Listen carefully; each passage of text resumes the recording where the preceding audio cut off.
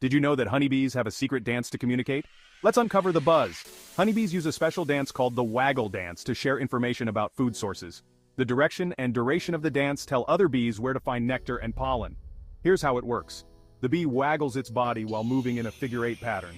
The angle of the dance in relation to the sun indicates the direction of the food source, and the length of the waggle part tells them how far to fly. It's like a sophisticated GPS system, and it's incredibly accurate.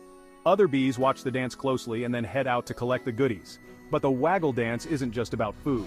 Bees also use it to communicate about potential new hive locations, making it essential for their survival and efficiency. So next time you see a bee, remember, they're master communicators with a dance all their own. For more incredible animal facts, hit that subscribe button and stay tuned to Inspire Quick.